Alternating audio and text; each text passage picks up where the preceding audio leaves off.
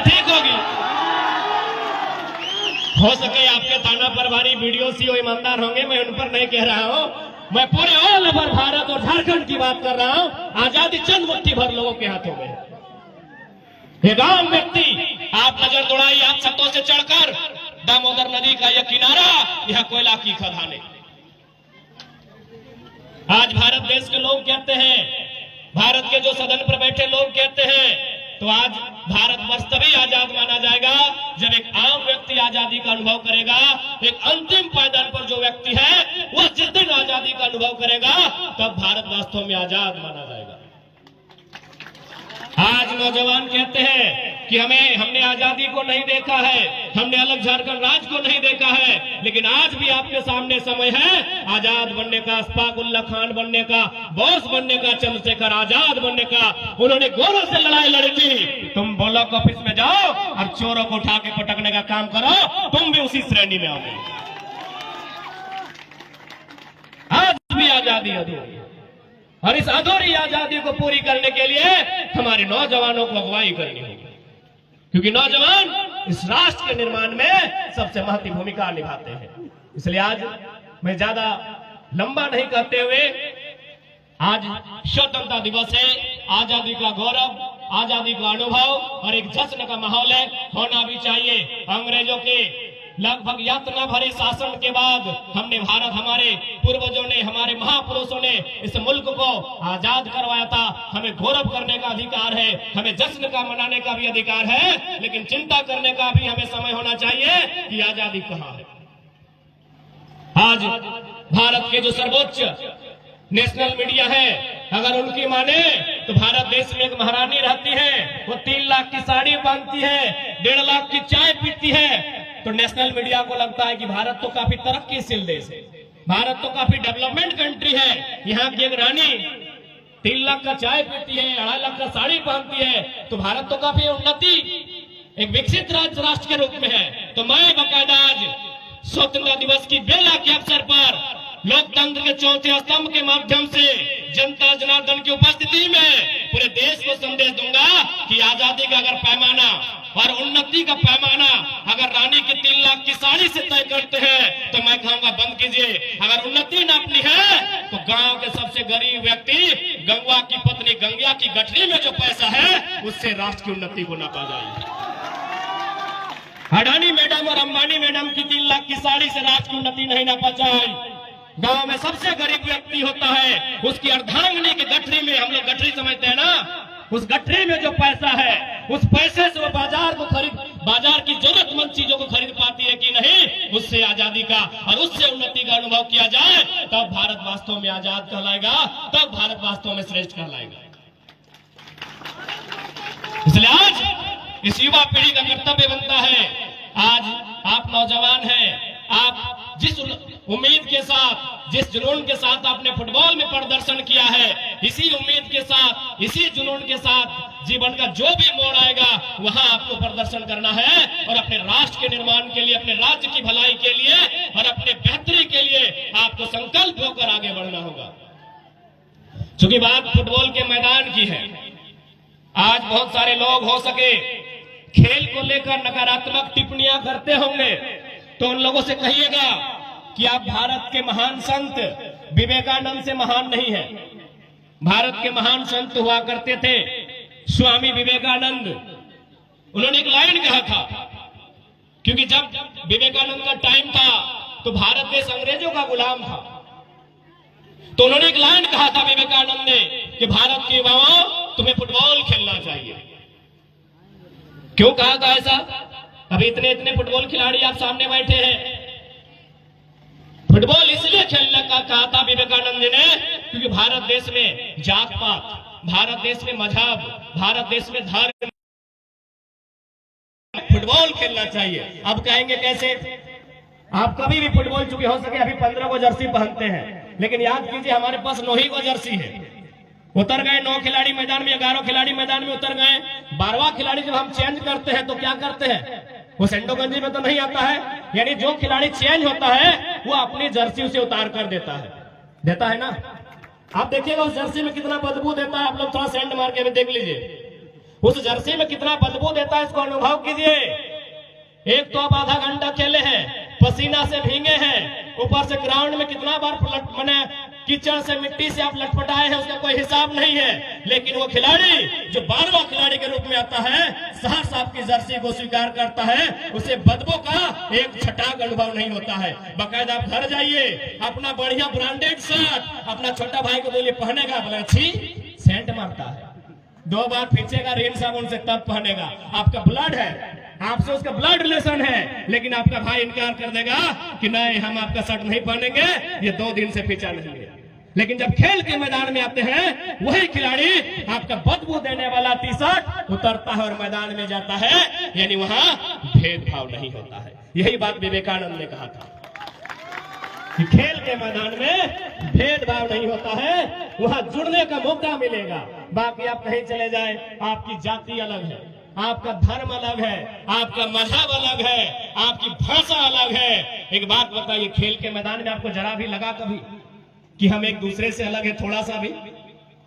विजेता उपविजेता टीम, मैं आपसे पूछ रहा हूं, कभी लगा एक टीम बन के खेले कि नहीं? जबकि आपकी टीम में है कि सभी एक ही कास्ट के थे? क्योंकि मैंने परिचय पूछा तो सबसे ज्यादा संथाली भाई लोग थे। तो क्या गारो के गारो संथाली भाई थे? नहीं। 1-2 विश्वकर्मा भाई लोग थे, मोदक भाई लोग थे कि नहीं? यानी एक ग्राउंड जो होता है, स्पोर्ट जो होता है, वो भेदभाव से ऊपर होता है। इसलिए मैं सभी को संदेश देना चाहूंगा, आप पेशे से डॉक्टर बनिए, इंजीनियर बनिए, वकील बनिए, लेकिन एक स्पोर्ट्स पर्सन जरूर बनिएगा।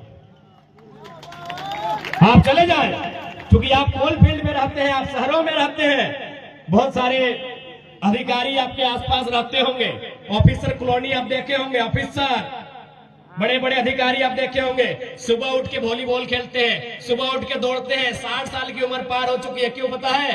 डॉक्टर ने कहा है दौड़ते रहोगे तो मर जाओगे। लेकिन एक फुटबॉल खिलाड़ी, उसको बुढ़ापा में दौड़ने की जरूरत नहीं है, जवानी में दौड़ चुका होता है। जो आज साहब है, सीएमडी रहे, जीएम है, पूरा जीवन उन्होंने पढ़ाई में बिताया है, कभी खेल में समय नहीं दिया है। इसीलिए आज 60 साल के बाद आप किसी ऑफिसर कॉलोनी में चले जाएं, वो सुबह 6 बजे उठते हैं, वॉलीबॉल खेलते भी 60 साल की उम्र में। क्यों? डॉक्टर ने कहा है खेल से रहो।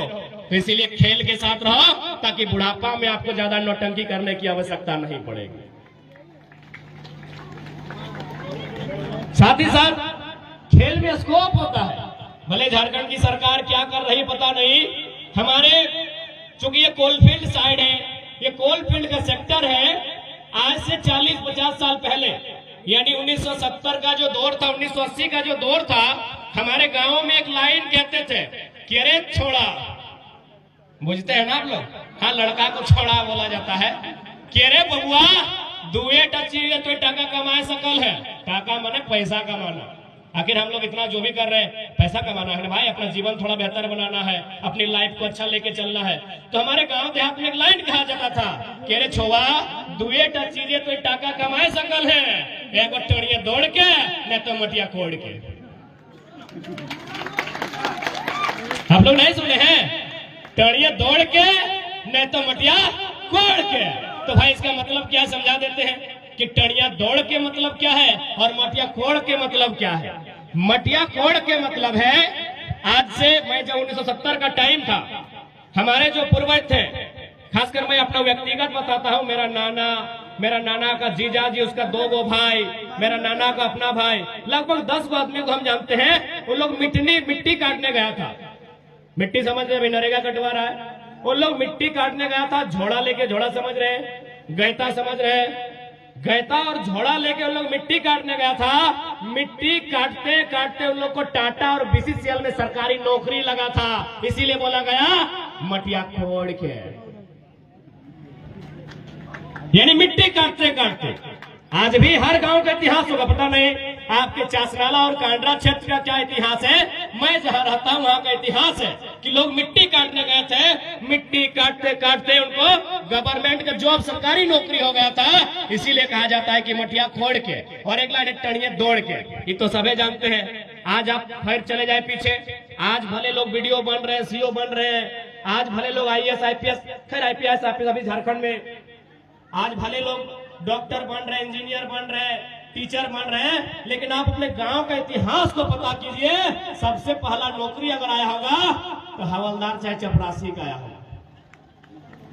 आप अपने गांव को अगर किसी ने मेहनत से, बाकी कोलफील्ड में बहुत सारे लोग नौकरी लिया, लेकिन अनुकंपा में लिया, लैंड लूजर के नाम में लिया, बाप के बदले नौकरी लिया, जमीन के बदले लिया, लेकिन जो गांव में रहते हैं अगर टैलेंट के बदौलत किसी ने नौकरी लिया था तो टणिया दौड़ के, यानी पुलिस का नौकरी लिया था। ये हमारा इतिहास है। इसीलिए लाइन कहा जाता है कि मटिया खोड़ के नहीं तो टणिए दौड़ के।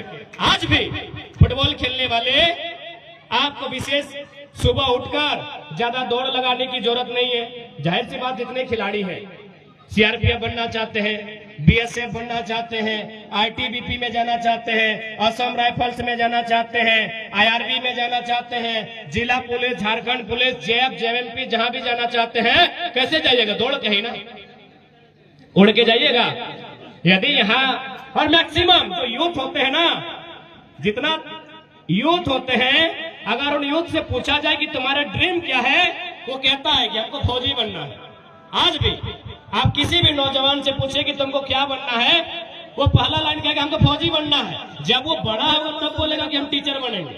लेकिन अगर बच्चों से पूछा जाए, क्योंकि आज थोड़ा जमाना बदला है, आप क्या कहते हैं पता नहीं, हमारे टाइम 10 में 9 को बच्चा बोलता था हम फौजी बनेंगे। बचपन से देखा है गदर ना, गदर बचपन से देखा है, इंडियन देखा है, माँ तुझे सलाम देखा है, तिरंगा का असर है, यानी उसका ख्वाहिश था डिफेंस।